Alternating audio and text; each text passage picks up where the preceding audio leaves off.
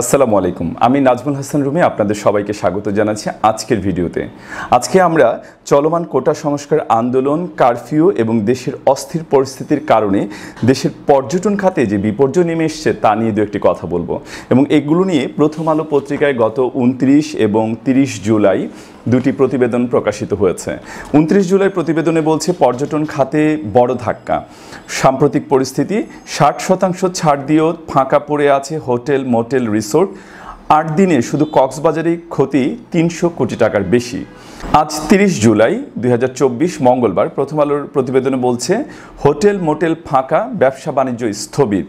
জুলাই মাসের শুরু থেকে কুয়াকাটায় পর্যটকের আনাগোনা ভালোই ছিল, বেচাকেনাও মোটামুটি ভালোই ছিল, কিন্তু বর্তমানে সব কিছু স্থবির হয়ে গেছে।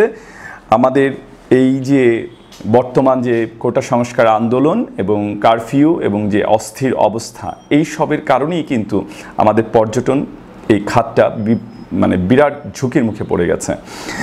কোটা সংস্কার আন্দোলনটা মূলত শুরু হয়েছিল 1 জুলাই 2024 এবং ঢাকা বিশ্ববিদ্যালয়ে 15 জুলাই প্রথম শুরু হয় সংঘর্ষ। এরপর এটি ছড়িয়ে পড়ে ক্যাম্পাসের বাইরে। কারফিউ শুরু হয় 19 জুলাই মধ্যরাতে।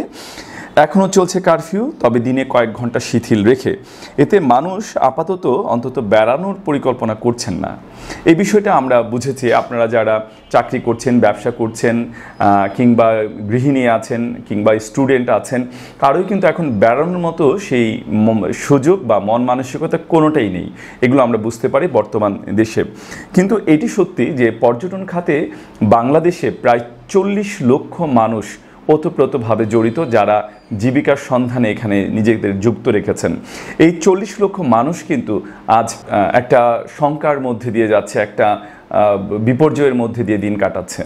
তো আমাদের এই কক্সবাজারের যেই নিউজটা এসেছে প্রথম আলোতে, এইখানে আমি দু একটি কথা একটু বলতে চাই। তারা বলছেন এই প্রতিবেদনে যে জুলাই মাসের শুরু থেকেই ছাত্র আন্দোলনকে ঘিরে শঙ্কা তৈরি হয় পর্যটন খাতে। এরপর সংঘর্ষ শুরু হলে একে একে বাতিল হতে থাকে সব বুকিং। এরপর শুরু হয় কারফিউ। এমন অবস্থায় লোকসানে পড়েছেন ট্রাভেল এজেন্সি, হোটেল, মোটেল, রেস্তোরাঁ সহ সংশ্লিষ্ট শতাধিক খাতের উদ্যোক্তারা। বিদেশি পর্যটকরা আগ্রহ হারাচ্ছেন। সংশ্লিষ্ট ব্যক্তিরা বলছেন করোনা মহামারীর পর আবার বড় ধাক্কা খেয়েছে পর্যটন খাত। প্রায় 40 লাখ মানুষ এই খাতের সঙ্গে সরাসরি যুক্ত।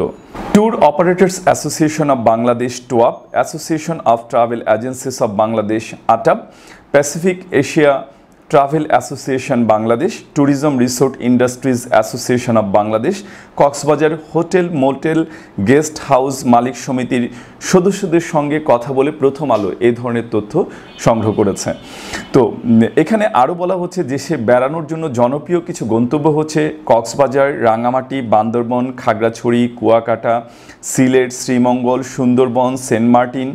এই যে এতগুলো আমাদের যে স্পট রয়েছে, ট্যুরিস্ট স্পট, আনুমানিক আমরা বাংলাদেশে বলতে পারি 30 থেকে 40টি খুব গুরুত্বপূর্ণ ট্যুরিস্ট স্পট রয়েছে, যেখানে মানুষরা প্রতি সপ্তাহেই বেড়াতে যান কোনো না কোনো সময়।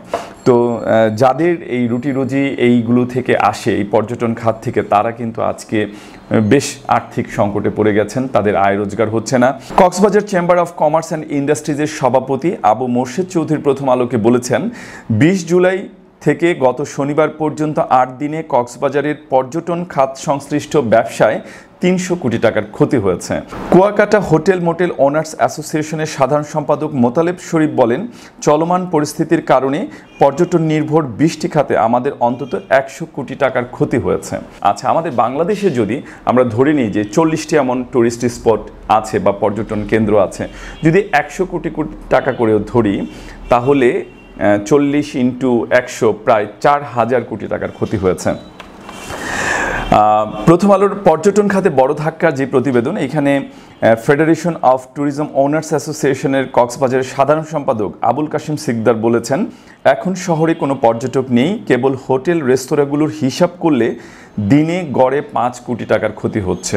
শুধু কক্সবাজারে দিনে 5 কোটি টাকার ক্ষতি হচ্ছে। এখানে রয়েছে হোটেল, মোটেল, রেস্তোরাঁ, তারপর হচ্ছে ভাসমান বিভিন্ন দোকানপাট, এরপরে বিপণী বিতান, সব কিছু মিলিয়ে অনেক মানুষ কিন্তু এখন একটা বিপর্যয়ের মধ্যে দিন কাটাচ্ছে।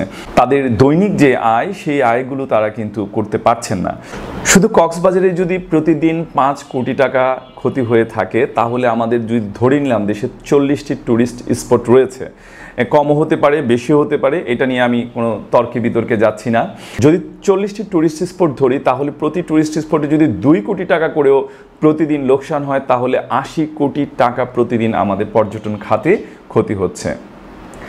এই যে এই ক্ষতিগুলো কাটিয়ে ওঠার জন্য অবশ্যই বিভিন্ন মহল চেষ্টা করছেন, সরকারি মহল থেকে যেমন চেষ্টা করছেন, যারা কোটা সংস্কার আন্দোলনকারী আছেন তারাও এই আন্দোলনকে একটা সমঝোতায় আনতে চাচ্ছেন।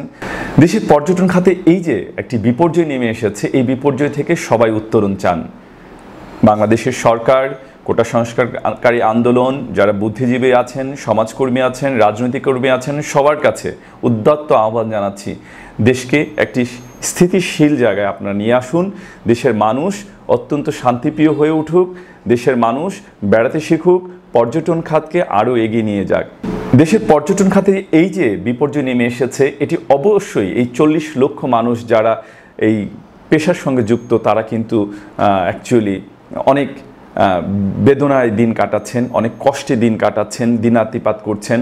তো আমরা চাই যে আমাদের দেশের সরকার, কোটা সংস্কার আন্দোলনকারী যে ছাত্র সমাজ, যারা রাজনীতিবিদ আছেন, যারা বুদ্ধিজীবী আছেন, সুশীল সমাজ আছেন, সবাই অবশ্যই একটি সুষ্ঠু সমাধানের পথে দেশকে নিয়ে আসবেন। আমাদের পর্যটন খাত আবার হয়ে উঠুক উন্মুক্ত, আবার হোক চঞ্চল, কর্মময় একটি সুন্দর পরিবেশ। আমরা চাই আমাদের দেশ সুন্দরভাবে একটি স্থিতিশীল অবস্থায় থাকবে এবং মানুষ তার প্রয়োজন মতো ঘুরে বেড়াবে, এই দেশকে দেখবে, এই দেশের প্রকৃতিকে দেখবে। আজ এই পর্যন্তই। সবাই ভালো থাকুন, সুস্থ থাকুন। আল্লাহ হাফেজ।